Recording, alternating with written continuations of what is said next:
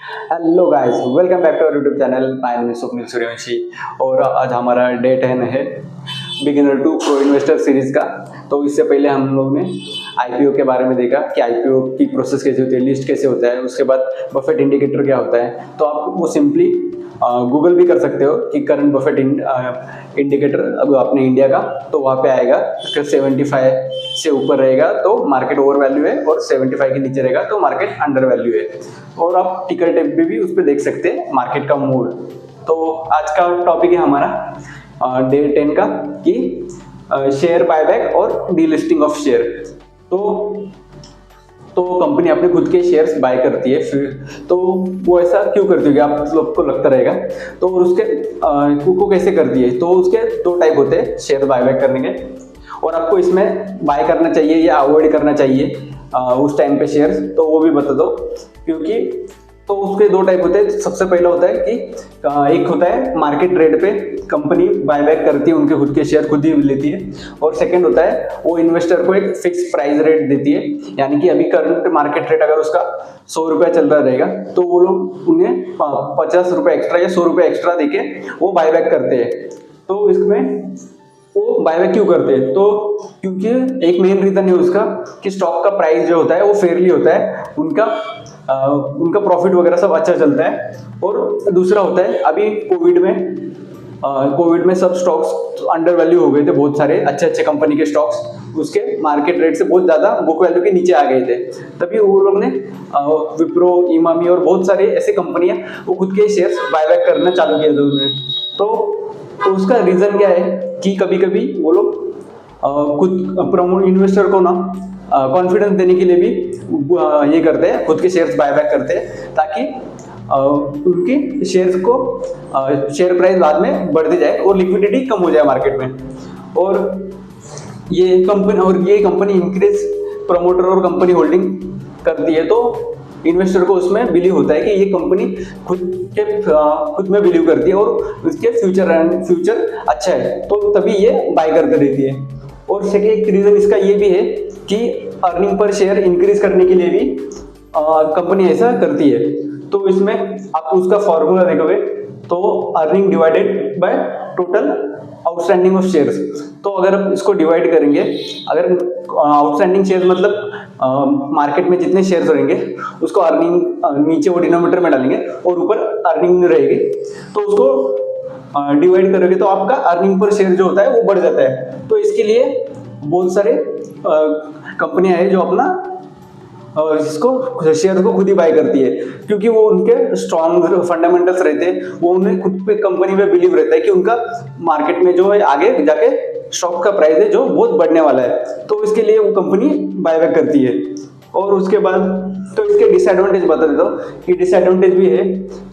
तो पहला तो होता है कि उनके पास फ्यूचर के लिए कुछ मतलब इन्वेस्टमेंट आइडियाज नहीं रहते, तभी ऐसा करती है वो शेयर बायबैक या फिर डिविडेंड के रूप में वो लोग इन्वेस्टर को पैसा देते हैं। और सेकंड होता है जैसे कि मैंने बोला, वो अपना इससे ईपीएस मतलब अर्निंग पर शेयर भी इंक्रीज कर सकते हैं, तो लोगों को लगेगा कि वो अच्छी कंपनी है, तो इसका मिसयूज भी होता है।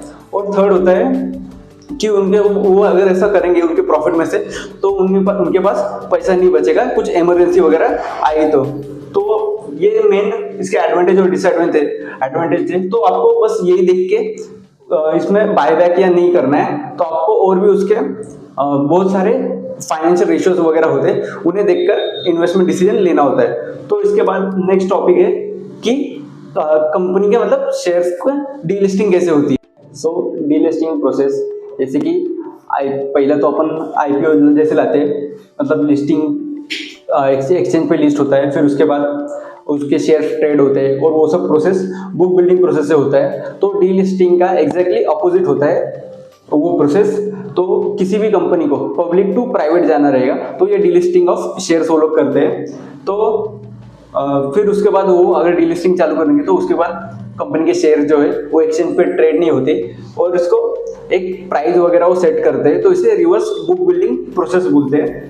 तो दो रीजन होते हैं मतलब सॉरी, कंपनी डिलिस्ट करने के लिए इनवॉलंटरी होता है, यानी कि कंपनी नहीं चाहती फिर भी कंपनी को डिलिस्ट होना पड़ता है। जैसे कि उसका एग्जांपल दो तो कंपनी बैंकरप्ट से हो जाए, या फिर कंपनी को मतलब लॉस में पूरी तरह से चली जाए, या फिर सेकंड होता है मर्जर एंड एक्वाइजेशन, यानी कि कोई बड़ी कंपनी उसे एक्वायर कर ले, तो उस कंपनी का ऑलरेडी शेयर ट्रेड हो रहेंगे तो वो इस कंपनी के शेयर्स को डिलिस्ट कर सकती है।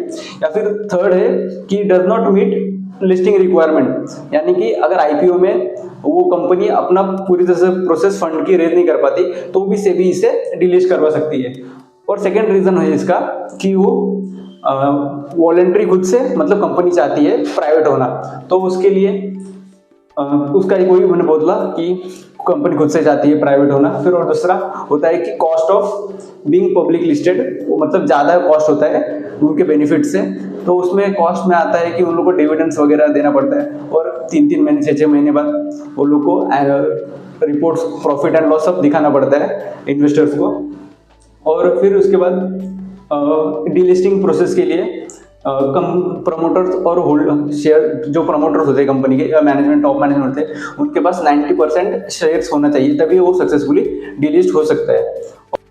सो अगर डीलिस्टिंग का प्रोसेस है वो सक्सेसफुल हो जाता है तो इन्वेस्टर को 10 दिन के अंदर उनका पैसा रिटर्न करना पड़ता है, और वो उसके लिए अप्रूवल आना चाहिए फ्रॉम स्टॉक एक्सचेंजेस। और अगर फिर भी कुछ इन्वेस्टर को मतलब उन्होंने शेयर्स नहीं बेचे तो उनके पास 1 साल का समय होता है कि जो ऑफर प्राइस रहती है, फाइनल एग्जिट प्राइस, तो वो 1 साल तक बेच सकते हैं, बट वो उन्हें सीधा कंपनी के मतलब टॉप प्रोमोटर्स रहते या डायरेक्टर रहते या कंपनी खुद वही वहाँ पे सेल कर सकते हैं, मतलब उनसे ही उनके पास ही वो शेयर्स जाते हैं। तो फॉर एग्जांपल मान लीजिए कि जो डीलिस्टिंग प्रोसेस में है 92% कंपनी ने अपने शेयर्स बायबैक कर लिए, बट फिर भी 8% जो है इन्वेस्टर के पास है, तो इनके पास एक साल का पीरियड रहता है कि वो अपने स्टॉक्स को फाइनल प्राइस पे बेच सकते हैं। बट ये जो प्राइस होता है वो रिटेल इन्वेस्टर नहीं डिसाइड कर सकता, ये जो होता है प्राइस ये खुद वेदांता डिसाइड करता है, या फिर बड़े बड़े जो QIB रहते हैं या जिनके पास ज़्यादा शेयर्स रहते कंपनी के, तो वही लोग अपना एक वैल्यू दे सकते हैं। तो अभी बीच में एक हुआ था, वेदांता की जो कंपनी थी वो अपना डीलिस्टिंग करवा रही थी, तो उन्होंने जो प्राइस रखा था वो 87 रुपीज़ रखा था, और बट उसकी वैल्यू देखोगे आप तो कोविड के पहले ही उसका 160 पे प्राइस चल रहा था। बट LIC ने इस पे ये किया कि उनको जो मार्केट वैल्यू चाहिए थी उन्होंने 320 रखी थी, क्योंकि LIC जो था वो उसमें सबसे ज़्यादा होल्डिंग रखता था, तो इसकी वजह से वो एग्री नहीं हो पा रहे थे। तो और अभी आप देखोगे तो वेदांता का डीलिस्टिंग सक्सेसफुल नहीं हुआ है, वेदांता फिर भी ट्रेड कर रहा है। तो आज के वीडियो में इतना ही था कि हम लोग ने शेयर्स बायबैक क्यों कर दे और डीलिस्टिंग ऑफ शेयर्स देखा। तो अगर कोई कंपनी चाहती होगी खुद से डीलिस्टिंग करवाना तो इन्वेस्टर को मतलब इसमें लॉस ही होता है, तो आप उससे निकल जाओ, वही अच्छा रहता है। तो उम्मीद करता हूँ ये वीडियो आपको अच्छा लगा रहेगा। तो यार अभी हम अगले वीडियो में देखेंगे एसेट्स के बारे में वगैरह, और टाइप्स ऑफ एसेट्स क्या होते हैं। तो ये वीडियो अपने दोस्तों के साथ शेयर कीजिए और इस वीडियो को लाइक कीजिए और इस सीरीज को फॉलो कीजिए।